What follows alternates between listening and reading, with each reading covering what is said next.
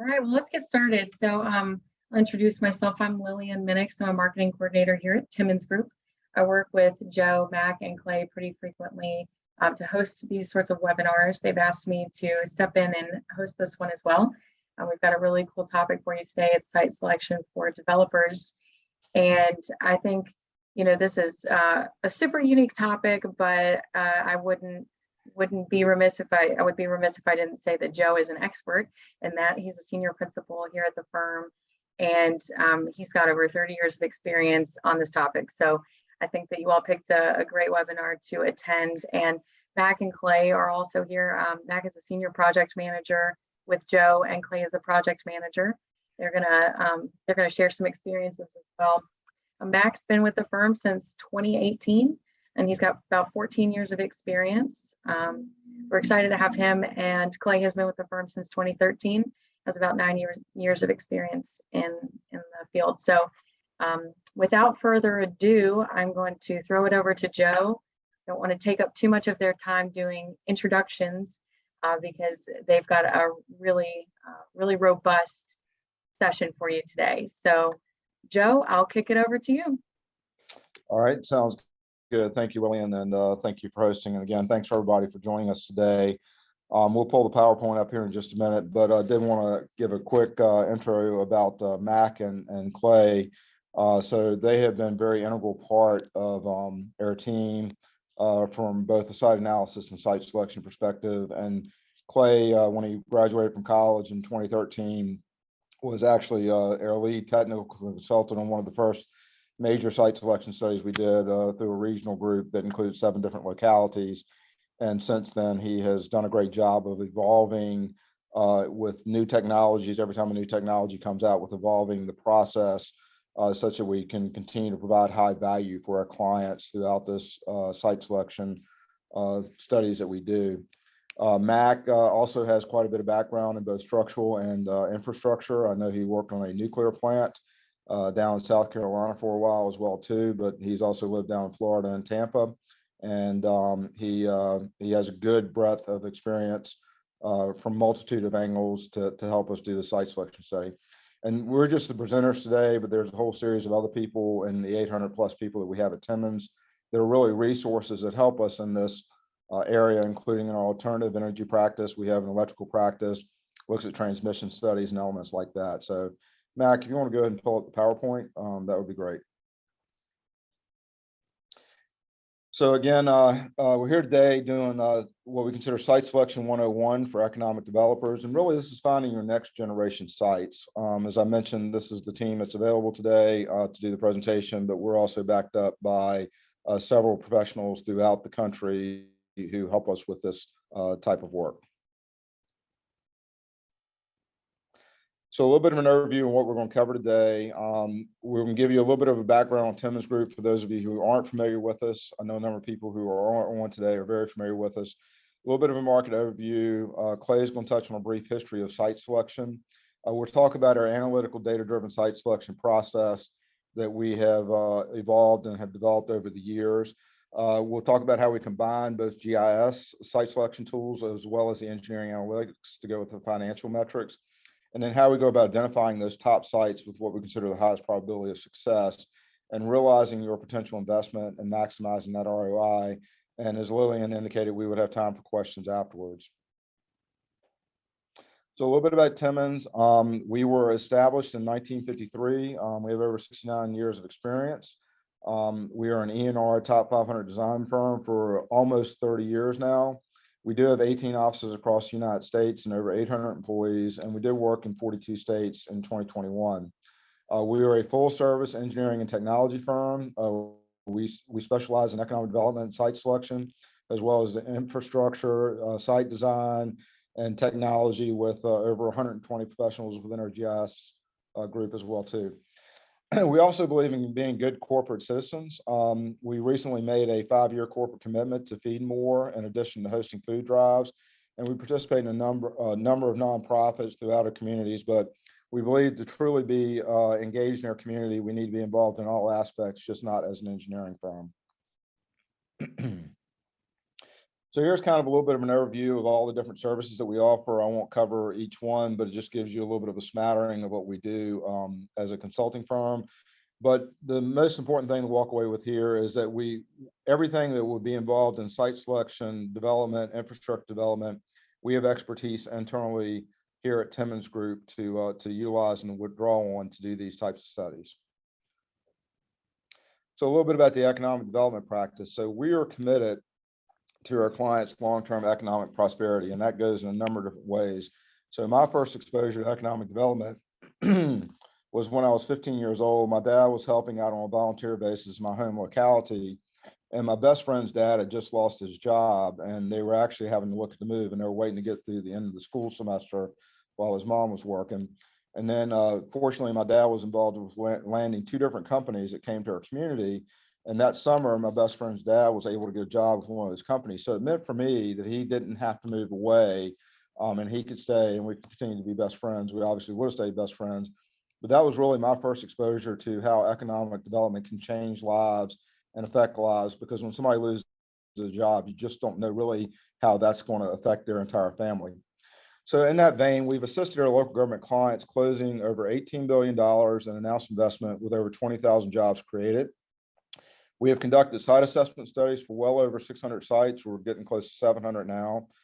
We have performed site selection studies in over 100 localities throughout the Southeast. We work with site selectors to evaluate sites for prospective companies on a regular basis. And then we work with localities and states to prepare the sites and infrastructure to be competitive in this marketplace where we're seeing consistently billion-dollar investments now come across our desk. So as I mentioned earlier, we have a lot more support behind us, but this is a series of professionals that we are routinely involving in the site selection process. Some of the people on the webinar know them very well, but we draw on all the resources we need, but we also have a very focused team on what is delivering the best site and infrastructure for our clients to be competitive in this global marketplace.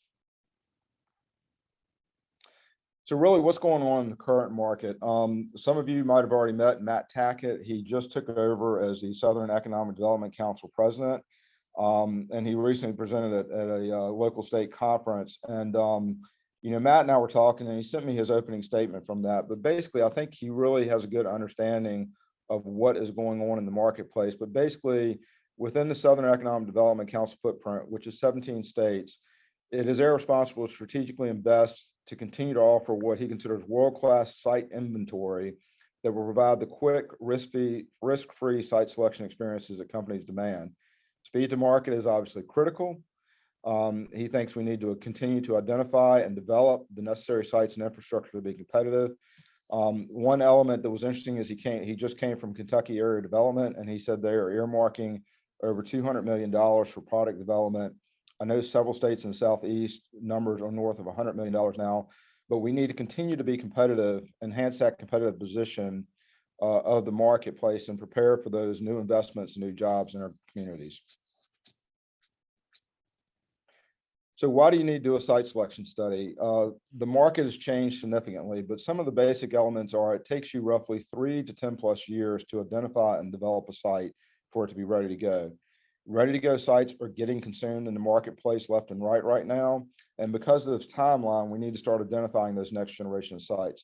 But some basics, you can get 1 million square foot most reasonably on a 100-acre site, 200,000 square foot on a 20-acre site, and mega sites generally are 500 to 1,000 plus acres. But about 95% of all the industrial buildings that are constructed today are 1 million square foot or less. Average size 75 to 150,000. So you can have a small bunts and single philosophy and draft. And a lot of our localities ask us to help them find 100 plus acre sites with a preference for 300 to 400 acre sites. So time is obviously money in this business. So we're looking for sites with the highest probability of economic and redevelopment success and the best long-term return on investment. So how fast are projects moving? Some of you might be familiar with the Lego announcement. They just announced their very first US plant in Chesterfield County, Virginia. But that project was a $1 billion project, 1,760 jobs, and from the initial contact to announcement was approximately 6 months.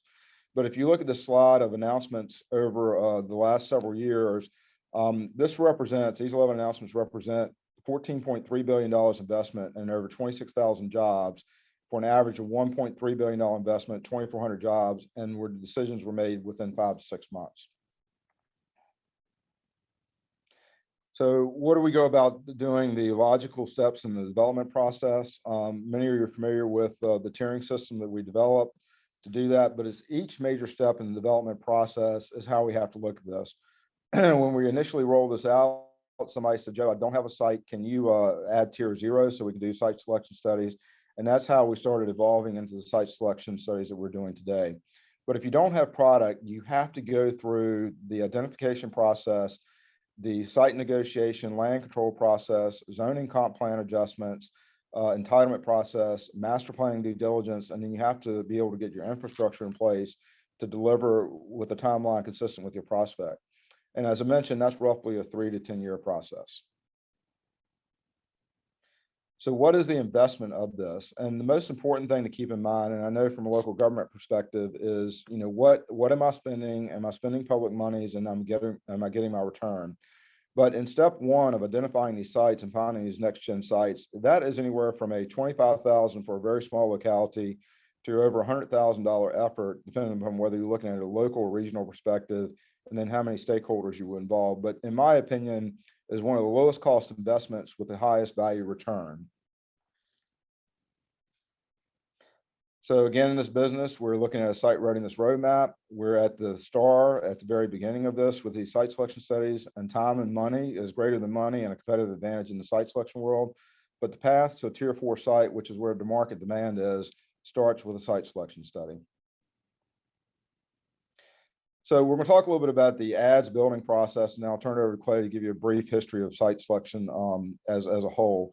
But basically, we have developed what we call a 3-level building block process, where we do each element is very fundamental to the next step that we take as far as this is concerned. And it's very foundational, much like the Egyptians when they built pyramids, and much like your Lego building blocks you used as kids. Everything you do foundationally helps build upon to get you to what are considered your best sites moving forward.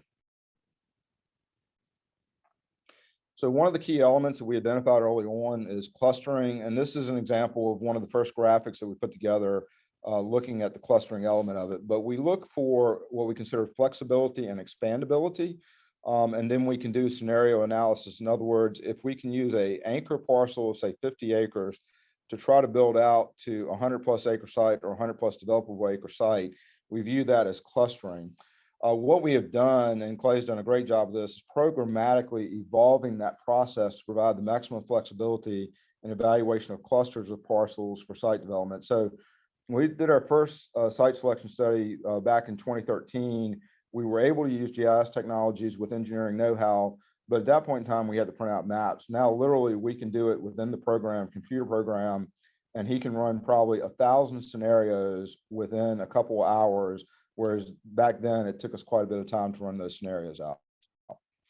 So I'll turn it over to Clay now to give a little bit of a brief history on the site selection process and how it's evolved. Thanks, Joe.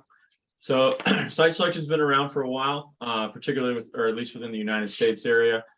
Felix Fantis is often credited as the first one to formalize the process. He used a lot of what we know of as site selection in his small furniture plant relocation in 1919.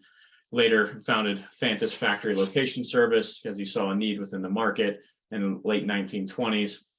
And a lot of the key factors of site selection still are center today, focusing on workforce, whether it's skilled labor or cheap labor or a large populace for potential clients, location-based and proximity items, whether it's to ports, rail, roads, utilities, in some cases favorable political climates for tax benefits or incentives. And there's also the fourth category where there's often a lot of prospect-specific factors that need to be considered. But the general assumption that functioned and worked great and is still within the system today is that workforce and proximity and these items that we talked about were the hardest factors to change. So they were the most controlling elements. And so an important question to always continue asking to make sure that we're doing the best we can for the prospects and then site selection is what drives site selection today? Is everything the same as it was then, or is there a need for some evolution? So looking at some of the shifts within the market over the past 20 years and and a little bit beyond. The first big one is the availability of land. Land by nature is a limited resource. There, as it's developed, there is going to be less land after a new development comes in. That is particularly true, and you can see kind of a diminishing returns type effect with good dirt, which would kind of be classified as, you know, the ready to go and or particular land that intersects with a lot of the other pieces we talked about before with workforce elements and proximity pieces. The second that dovetails into that is time to market. Now, we were talking earlier, and Joe was talking about the announcements. This might have once been measured in years, but now it's measured in months. Prospects want to move quickly. This ties back to our availability of land piece, because you can't wait to get the land ready with the prospects moving this quick. You have to, you know, be prepared. You have to be proactive instead of reactive in this situation, which is a shift from how things used to work. We also, the third piece is ever-growing industries and needs. As industries evolve, change, grow, they have more technology, new processes, they have greater demands that they're looking for within the site selection process. So when you put all three of these together, it's difficult to find a product that is ready to go in today's market. This is just a quick example of, you know, typical RFP requirements with things advancing the way that they are. This is, you know, 100+ acre site that they're looking for, 80+ developable. They want to be visible from the interstate. They have a high electrical demand of 25 megawatts available today. Other utilities and important factors there. But the important piece to see here is timeline to announcement, 6 months. They want to be operational in Q3 of 2023.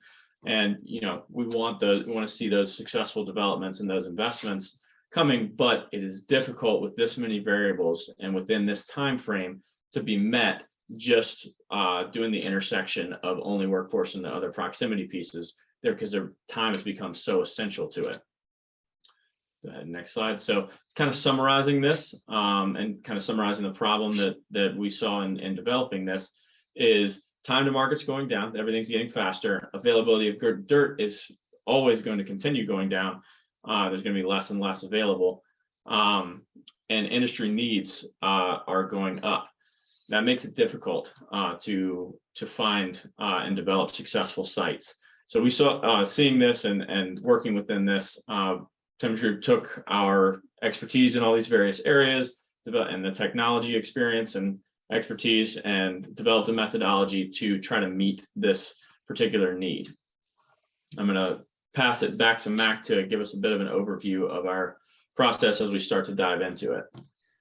Sure. Yeah. Thank you, Clay. So, with that in mind and some of the trends that Clay identified for us, how do we find your next generation sites? So Joe mentioned, Timmons Group's a company of over 800 folks, provide a wide range of services, including site evaluation and selection, economic development, engineering and design, GIS and technology, as well as due diligence and permitting. And so with this experience across all aspects of site identification and evaluation, due diligence, infrastructure, and site development through the prospect recruitment phase all the way to product fulfillment, we're able to develop a technology-driven site selection approach to address a specific market need. And so that process is the analytical data-driven site selection process, or the ADDS process. And so it's certainly been a process that's evolved over the years. What may have started as a simple GIS exercise has become much more than that, with GIS parcel enrichment and anchor parcel development, site developable anchorage assessment, site scoring, site build-out analysis, stakeholder engagement, as well as study customization, while also having the standardization of site assessment reports, which function very similar to a CPA audit, financial audit. And these reports will have a roadmap for site development. Included in that roadmap is order of magnitude infrastructure cost. And we offset that or compare that to the potential investment that a particular property could see. And with those two, potential costs and potential investment, run our return on investment analysis. So at the center of the ADDS process is the actual data-driven site selection. And this is where we're taking tax parcels that include property ownership, assess value and sale information, and combine it with constraint components, including environmental, topographical features, geological features, as well as utility, proximity, and supply. So this would be water and sewer, electrical, fiber, natural gas. And we create what we call smart parcels for every parcel within a particular locality or region that we're evaluating. And so this tool, with this tool, the computer generates a flexible, comprehensive, geospatial-based database that enables the intelligent filtering based on project and priority constraints. Also easily allows for stakeholder input, as well as allows us to do our cluster or anchor parcel development that Clay touched on a bit before. And so with this, the tool, as well as the engineering wherewithal that allows us to know what things cannot change easily versus can, as well as the stakeholder input, is what makes the ads process successful. So a quick breakdown, kind of step by step of the process here. We begin with data collection, assembly, and analysis. And while we're doing that, we're also engaging our stakeholder group for the first time. That stakeholder input helps drive our prioritization matrix. And with that prioritization matrix and the data, we enter into the ads process.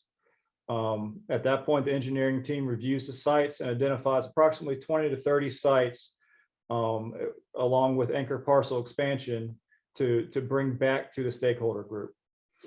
At that point, the stakeholder group, as well as our evaluation, will help us identify the top 10 sites. And those will go into additional engineering analysis, which includes site build out analysis, as well as going out and actually visiting the sites, order of magnitude cost estimates, as well as our return on investment model. Ultimately, we end up with the top 3 to 5 sites with the highest probability of success. So a quick overview here of our stakeholder engagement process. With technology tools such as Zoom meetings and Smartsheet, we're able to essentially have as many stakeholders as a group would like. We've had stakeholder groups before of 30 plus individuals, and these folks are typically local government elected officials, local economic development professionals, dry and wet utility representatives, as well as key locality, regional marketing staff, state economic development officials, as well as local business leaders. A really important piece of it at this stage of the game is to make sure that we have confidentiality and understand the sensitivity to property owner negotiations. At this stage, nobody knows we're looking at parcels.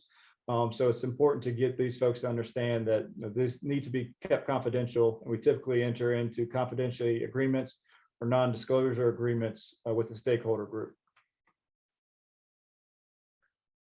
This next slide here is an example of some of the various things that we would ask of the stakeholder group. So this is the key elements. This gives them an opportunity to identify what's really important when looking for the next economic development site in their locality. So proximity, in this case, proximity to utility infrastructure, as well as overall site size was very important. Whereas things such as topographic challenges or avoidance of residential or historic areas was not seen quite as important.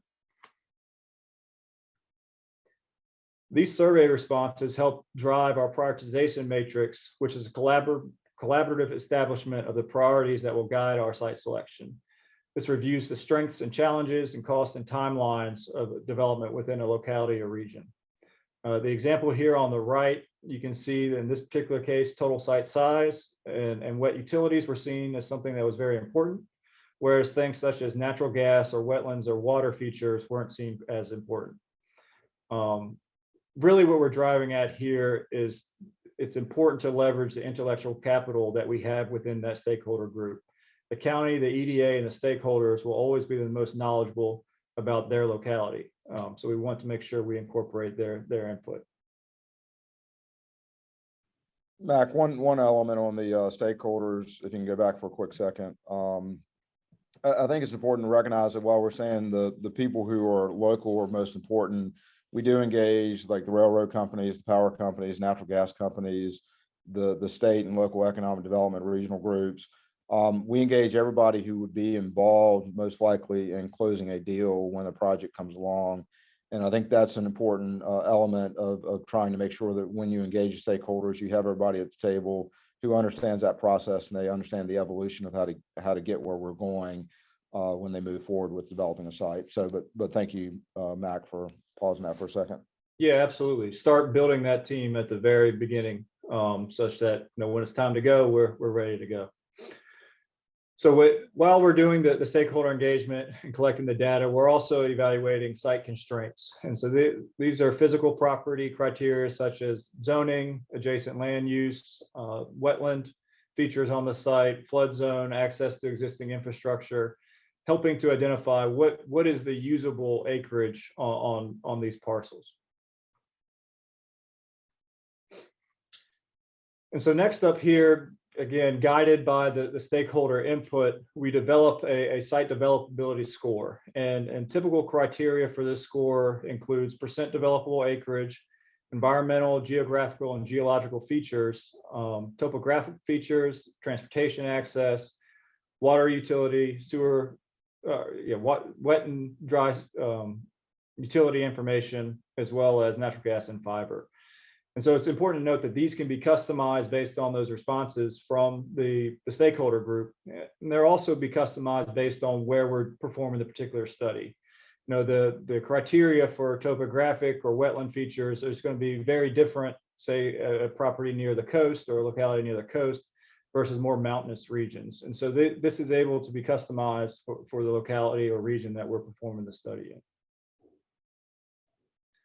A little bit deeper dive into what goes into those various categories. So you can see here we have transportation access. And within that category, we're looking at distance to 4-lane highway and interstate. And you can see the various ranges there based on the distance and points awarded, as well as access to the site, the functional classification of the road. And then if there is an adjacent road to the site already. For the environmental, geographic, and geological, you can see we look at wetlands and streams, and on a percentage base, evaluate whether there's no wetlands on this site or whether less than 10%, 10 to 25, or greater than 25%, and award points appropriately. Floodplains, we evaluate the type of flood zone adjacent or on the site, and then also look at karst features as is appropriate. So with this scoring system kind of in mind, Clay's going to kind of take us through a couple of examples on how quickly we can go from several parcels in a locality or region down to very few just based on some of these infrastructure components, and then how we offset that through our anchor parcel clustering approach. Thanks, Mac. So yeah, one of the most valuable parts of doing this big data approach or data-driven analytic approach to site selection is the flexibility and the information that you get back out of it that is not always visible. And this is just an example on the left side here of this is fairly representative of a normal locality where you got 97% of the number of parcels tied up in parcels that are less than 50 acres in size. You can see 14% of the land mass is also tied up in only 16 parcels that are greater than 500 acres. And this you see some of the tension where we start looking, if you say you want to look for 300 to 400 acre sites, that's difficult to put together when you just look at 300 to 400 acre sites.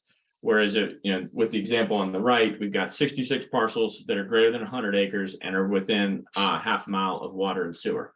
Well, if we were to lower the criteria to 50 acres and then take expansion parcels from the neighbors that might be the same owner or things like that, or also highly developable but would fall in that lower category that might not normally get looked at, we can double that number. And that's going to significantly increase the opportunities to locate something in a great spot that fits the need for a particular prospect.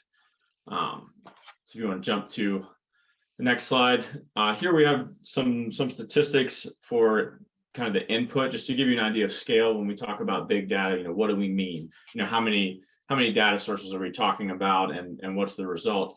So with the combination of pulling in the GIS sources, and a lot of them these days are 40 plus data sources, 30 to 40 data sets. What we see is combining that with kind of our engineering breakdown and pulling apart this data. Slope pulls into various categories, and we assign how important it is, all sorts of pieces like that. We end up with over 100 spreadsheets and approximately 40 to 50 million individual data points per locality. That's a lot of information. That's about 800 data points processed per parcel on every single parcel within a region, locality, state, whatever we're doing the study on. There's a lot of information that comes out of this, and without the right format, it would be difficult to digest all of that. Go ahead and go to the next slide. But one of the best parts about this approach is that with data analytics, there's an extreme amount of flexibility. So we can take anything that is geospatially represented, or can be geospatially represented, and we can use it. So any information that you have that is critical to the study, we can incorporate it. We can incorporate it into the scoring and customize with that piece. We certainly apply our engineering knowledge and background to making sure that is still relevant to a successful site, what works, but there's a lot of flexibility with data analytics. And so the next piece, we are going to take a look at it. So this is just a quick walkthrough before we open up the demo video that we have that will walk you through, just showing a little bit of what the dashboard looks like, so that when we pull it up, you understand, what I'm moving and what I'm doing. So in the top left here, we have kind of our infrastructure proximity pieces. We can filter by size and distance on those, and that does not just find the closest one. We typically find multiple iterations in that to make sure that we're not missing anything. We've got site score that we've talked about as a well-rounded representation of what the locality or region is looking for. We've got total acreage, developable acreage, distance to 4-lane, lots of stuff down there. And then down in the bottom right, you'll see that'll change as we go through the demo, but those are kind of our summary tables letting us know, hey, if we're doing a clustering or an anchor parcel growth piece, how many parcels are in there? What is that? What's the average score? What's our total acreage and developable acreage in there? And then gives you kind of a summary of the bins of different size parcels as we go through it. And also, as you'll see, there's color coded by site score for kind of visually navigating that. So Mac's going to pull up our demo video, and I will kind of step you through the process. So in this, you're going to see text pop up on the screen. We're going to go through an example here that shows you kind of how quickly we can do this. This has been sped up only a little bit. In total, this took less than 10 minutes to do. And we took a little bit out just for the presentation for the waiting times. But first, we got our 12-inch water main. So this is closest 12-inch. So we're going to add an 8-inch sewer line as proximity. We're going to add our distances here to, we'd like them to be less than a mile from all those infrastructure elements for both water and sewer. So it's giving us all those parcels that meet those criteria.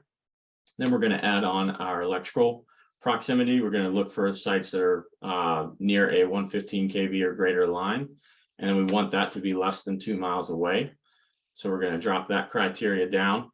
And then last, on the infrastructure side, we will add, less than a mile, less than or equal to a mile for distance to fiber. You can see we're quickly getting down at the bottom right there as the numbers are changing. So if we've got our areas of focus, now we're going to add, all right, what size are we really looking to start with here? So we do 40 or greater developable acres. We're going to do a 60 acre or greater site, try to find something to anchor with. So we've got it down to 50 sites here. We're going to turn up the score a little bit to try to, identify which sites are really fitting the mold for what we're trying to do with this particular search. And you can see pretty quickly, we're down to 9 sites. We're going to grab this guy right here and use that as the opportunity to focus on for an anchoring exercise and cluster exercise. And you can also see here how much information we put in, to make smart decisions, to be able to look at all the adjacent properties. We put all of this into the user interface where we can just hover and grab it. So we're going to reset and we're going to take a look at what's around it. So we'll grab that parcel and immediately you're going to see that this software actually highlights all the same owners. And so we know, oh, we can pick up these 3 additional parcels right here without, this is all the same owner. Then we start looking, okay, what fills this out? What's scoring well? We can look at this criteria, decide within the user interface, decide if it is a good fit or not, get ourselves access to a road, kind of round it out. And here we're left with 8 properties, 5 owners, 340 acres, 270 developable. And we can go bigger if we need to. So that's kind of a typical example. One question we get a lot is to look at a specific area or an existing property. So this is just we can just go anywhere. We've done this on all the properties. So we can go look at specific criteria on one parcel. we end up in meetings with folks a lot where they'll say, hey, can I give you a search criteria? You know, just make something up on the spot that somebody sent me in an RFP. I'd like to see what it can do. And so this is just one very similar to that. Hey, show me what works. I want 20 acres, less than a mile from an interstate, less than a mile from a 4-lane highway, and score 65. So it's just showing you the flexibility and speed at which you can do this once the analysis is done. So we're going to jump back over to the presentation. So the big piece there, obviously, that there's a lot to take in there. Move relatively quickly, and we really believe in this system and in this process. And the computer is an essential piece of that. We can't replace what it can do. It's an unbiased look. It can do analysis that might take us hours or even months to do. It can do it, near instantaneous. But the computer is never going to take us to the finish line. It's only going to get us halfway there. It is a great tool to help us see things in ways we've never seen them before and to find properties we've never looked at before. But you can't replace the knowledge of somebody that lives in that area, knows that particular property owner, and knows whether they're going to sell. That's a piece that you can find the best property in the world, but if they're never going to sell, it's not going to matter. And there's other pieces as well, political climates, things like that are taken in as well, on top of the additional engineering analysis. So Mac is going to walk us through some of what the next steps look like once we get to the place where we're ready to add those human elements. Yeah, thank you, Clay. So again, kind of in the overall ads process here, at this point in time, we are identified about 20 to 30 sites that we're ready to re-engage the stakeholder group and get their input on. As Clay mentioned, understand property ownership issues, climate, all that kind of good stuff. And so we allow them to vote on the sites, and based on their responses and additional discussion, kind of talking through all those things, come up with our top 10 sites that get the additional detailed engineering review. And so a part of that is our return on investment calculations. And so it's important to kind of run through some of those assumptions. And so they're order of magnitude estimates, that they are estimates. And what we typically look at are due diligence estimates, what things such as geotechnical studies, survey, wetlands delineation, et cetera, need to be performed on the property, as well as water and sewer extension or improvements, and then also transportation and road improvements. And so giving those order of magnitude cost estimates. These estimates are done by our in-house subject matter experts, which design these things every day. But they're a reasonable assessment of the current status, and they are an estimate. They do not take the place of a detailed engineering evaluation. And so a preliminary engineering report and master plan will need to be completed for each site to determine the detailed cost for funding and financing alternatives. But this is a good way to get a good apples to apples comparison between sites of what is needed in order to get the site more ready for development. Mac, one other element I want to touch on while you're on the slide is, from a bigger picture perspective, we house all this data and we can understand what are reasonable numbers. Like say if a number is coming in way out of whack with what is kind of the average within the industry, like say on cost per acre development or cost per acre infrastructure, we can see what are considered reasonable or unreasonable numbers within the context of that relative to all the other sites we've evaluated. So that's kind of one of the powerful data elements when we look at this from that perspective as well, that I want to make sure everybody understands. Sure. Yeah. Thank you, Joe. And so kind of with that baseline understanding of the return on investment and order of magnitude estimates, Joe is going to kind of take us through defending the spend, so to speak, the ultimate end game here of deciding to purchase a property and move forward. Sure, thanks, Mac. And again, it goes back to, when you're looking at spending local tax dollars and public monies, can you make a reasonable argument as to why you need to be spending that money? And we look at it through a couple of different contexts. So, we've talked about the unbiased look of the physical geography, proximity to utilities, geography of a site, 2-dimensional, 3-dimensional, permitting issues, all those elements in the first step. The next step, we have looked through kind of the engineering order of magnitude cost. And now we're kind of bringing this around to look at what is the real return on investment. And this is where the rubber meets the road with a lot of elected officials. So there are a couple of ways that you generate your tax revenue. One is through your real estate tax, and that generates a certain amount of revenue. Then two is your business personal property or machinery and tools tax. And what that does is that provides you the ability to have bonding capacity for a particular, schools or EMS or social programs, elements that do not generate revenue in your community. Whereas economic development generates revenue, schools don't necessarily do that. And then you look at it from a state tax revenue perspective for jobs created and your average annual wages. So part of what we do is we track announcements within Southeastern United States. And there is a consistent theme between the different industry types and the dollar per square foot investment or band of ranges that we look at, both in the investment and then the jobs created per 1,000 square foot. Now, there can be some variability out there, but these averages, as far as predictability is concerned, appear to hold pretty true, and that's what we try to base it upon. Again, turning that into bonding capacity, if you have a 200 or 500 acre site that can generate 5 million or 15 million in local tax revenue, that gives you the ability to go out and bond that revenue long-term to pay for improvements within your locality. And you need to look at that in terms of bonding capacity on both a 20 and a 30-year rate. I know with interest rates going up, they might bump up above 4%, but it just gives you a general range of where you need to be. So how do we kind of get to that comparative analysis across the board? We look at total investment, again, as a dollar per square foot or a reasonable industry mix. And as shown on the previous slide, we have logistics distribution, which is about $200 to $300 per square foot. And this is backwards 10 years, not looking forward 10 years. So the numbers are only going to go up. You had a light manufacturing and advanced manufacturing anywhere from $500 to $900 per square foot. IT data centers from $1,000 to $1,500 per square foot, and food and beverage from essentially $500 to $700 per square foot. So what is a reasonable range of an industry mix to assume to do this comparative analysis? So right now we are currently using in the $400 to $600 per square foot range. And again, that we'll look at regional announcements and statewide announcements to see that. Break that down into what is a reasonable real estate investment and a reasonable business personal property, machinery and tools investment, so we can run our tax calculation numbers. Then we also have to look at a property purchase multiplier. So very rarely are you going to buy the property for the assessed value. And in economic development, it generally ranges from 2 to 5 times an assessed value. Very rarely do we see it getting out of that range of numbers.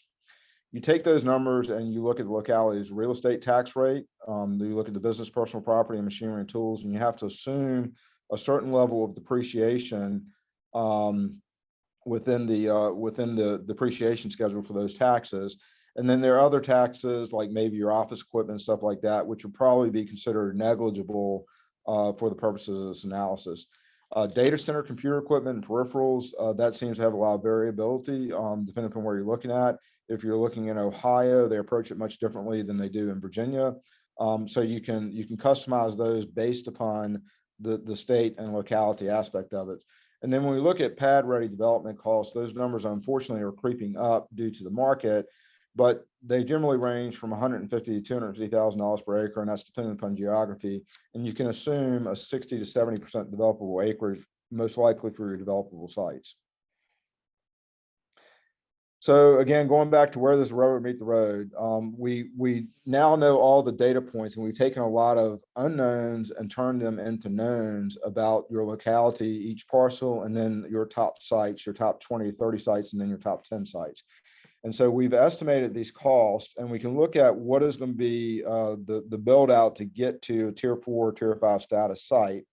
And then we look at those order of magnitude costs in terms of $1 per acre total investment. And so you could have, if we were to see one that's $500,000 per acre, that there's a lot of extraneous situations you're dealing with. If you see one that's $50,000 per acre, then you've got a lot of really great infrastructure nearby, and you have to wonder why that site hasn't already been consumed in the marketplace.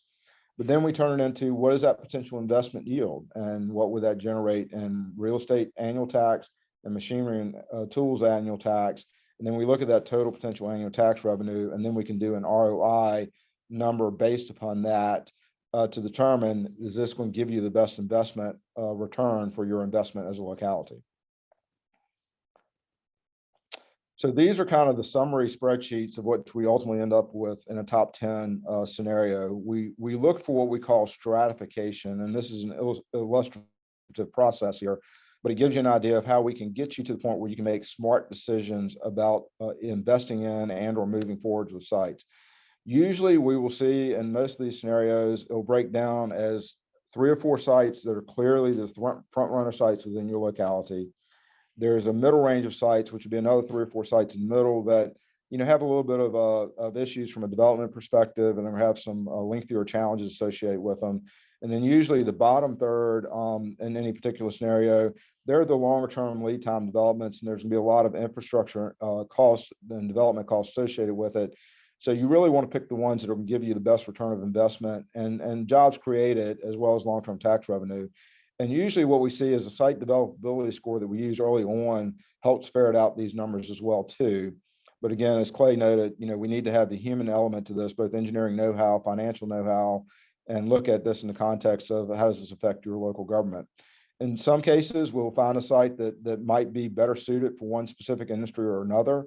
Like IT tech, maybe a data center where it might be next to a neighborhood, but it has a great power story and great water story, but yet people don't want a lot of traffic. So those are the other elements we look for when we do these studies also.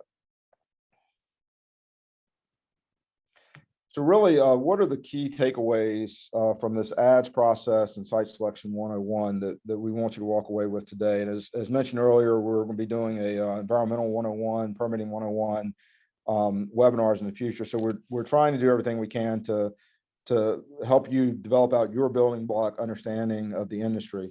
But with this process, it is a data-driven technological approach that is combined with engineering fundamentals and financial metrics. And the whole engineering fundamentals, the Romans used the same fundamentals to build the aqueducts as the Egyptians did the pyramids, as we do to develop sites. Just how we deliver it today matters. In this business, when it comes to local governments, it's a matter of how much and how long is it going to take. And that's where we try to enter the financial metrics into it, so you're comfortable making good decisions move forward. We've identified really your top 30 sites, but then we've ranked those top 10 sites, and the sites are considered clusters of parcels. As Clay alluded to, you know, you can have 8 parcels and 5 property owners. We look for what we consider a reasonable mix within that, but we identify those sites with the highest probability of success for economic development purposes. When you walk away with this, not only are you getting your top 10 sites, you're getting geo-enriched parcels for each one of your parcels with 800 plus data points analyzed. Now, we don't give you results in 800 data points. We give you summarized results in that. But the point is, we have looked at almost every aspect of it. So if you have a developer call up and say, hey, I'm looking at this parcel to develop, and it's a 10-acre parcel, we can pull that information up, and you have all the basic elements of the property that you need to know about it moving forward. The other part of the process that we think is very key is key stakeholder input. And as Mac alluded to, you're building out that team early on, whether it's your utilities, your natural gas provider, your local leadership on their economic development boards or councils, your local elected leadership. You know, we're all trying to work towards the end goal, which is create jobs and investment within your community, as really that's an issue that both Republicans and Democrats can agree on. So it's important to have that from the word go, because that way, if you go public with acquiring a site, you have key people there who can stand up publicly and say, yes, we have done this in a smart and publicly defendable way to move forward with these investments. And we know for sure this is the best site within the community to move forward for economic development purposes. As mentioned, that tool will also help spur the private investment within your region and your community. You can look up each particular parcel and understand that. And then this is established as a strong understanding of that potential tax revenue, both local and state. And we recognize that you maybe have to give up some tax revenue from an incentive perspective to a particular project, but you at least get the baseline to understand what is going to be the maximum benefit you can receive as a locality and what that long-term ROI will be on that site as time goes on. So with that being said, I think we've hit our mark on questions. I would like to thank you for your time, and obviously we're here to help make you and your locality very successful. As I say, we're engineers. We put a man on the moon, and who knows, possibly Mars. Together we can accomplish anything. We just need to get Elon Musk on board, right? Very well said, Joe. Thanks for wrapping that up, and thanks to everybody for hopping on the call today. We do have a question in the Q&A, and I think Sure. this is more specifically to Clay. James would like to know, what software is the GIS Site Selection tool built with? He said it looks like Tableau. Is that right? That is a great question, James. So our philosophy in approaching this is what you saw in terms of the final piece is Tableau, but we try to utilize the software that is best suited for each task. So Tableau is not going to be best suited for actually enriching and pulling GIS information out of it. ArcGIS Pro is the software we use for that, and that is really well suited to do that. And it's great for, ArcGIS Pro is great for a single down selection criteria, but you can't go back and do it again. You can have one slider available within that. And so yeah, we take that information, we pull the enrichment out, we tie it all together, and then throw it into Tableau so that Tableau can do what it does best, which is data analytics. Yeah, thanks, Clay. And I think that that's on a key point, Clay, that you brought up is that, if you ever read the book Good to Great, one of the elements they talk about is using technology as an accelerator. And we consider Clay one of our technology test pilots. In other words, when a new software comes out, he understands engineering fundamentals and site selection fundamentals to the point that we basically say, okay, Clay, can you go test this software out and see if it's actually going to provide value and an advantage to our clients. But we're constantly, each software is like a tool in a toolbox, and it has a various different component that will be helpful in the site selection process. So we always keep in mind what the basics are, and we always try to use a software in the context of, does it get us to the best answer the most efficient way possible and provide the most value to our clients. Yeah, and it's absolutely, really neat to see it happen across the firm too. We do have a really robust geospatial division here, so the resources are pretty endless between Clay's resources and that team. So very cool. That was a great question, James. James also responded with, wow, he had never seen a Tableau dashboard that advanced before. It was very impressive. So fantastic work on that. Okay. And yes, a comment from Jamie. Thanks for all the information. Good work and great process. I'm not sure we see any other questions coming through. Is there anything else you'd like to wrap up with, Joe? There's It one. looks like, Ray Jordan, when working with county, what could expect to be a timeline from start to end? That's another great question there, Ray. Part of it depends on how much stakeholder engagement you want to utilize in the process. So it was interesting, we signed a contract with one of our clients, and we were supposed to have 3 in-person stakeholder meetings, and then literally COVID hit, so we had to go virtual and everything. And while we were anticipating roughly a 6 to 9 month process on that one, due to that transition, we ended up taking about 9 to 12 months to complete the study. But we can get through a lot of the basics in 6 to 9 months roughly, and then have you an idea of what your best sites are. The other element that's critical to it is getting the appropriate information from your local utilities, and data acquisition that is important to the site selection process sometimes can be the lengthiest part of the process. So that could add a little bit of time to the end of the day, at the end of the day.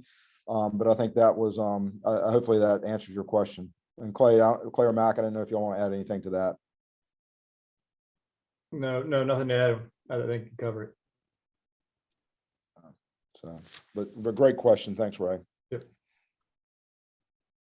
Okay.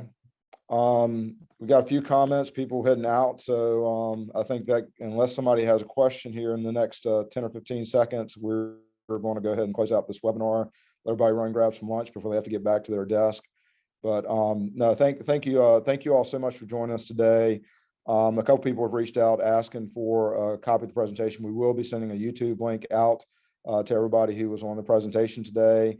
And if you need any additional information, please feel free to reach out to me or Lillian Minix, and we will try to get your questions answered and go from there. But again, thanks for everybody's time. Hope everybody has a happy July 4th weekend, and have a great summer. Y'all take care. Thank you. Thanks, Joe. Thanks everyone for joining us.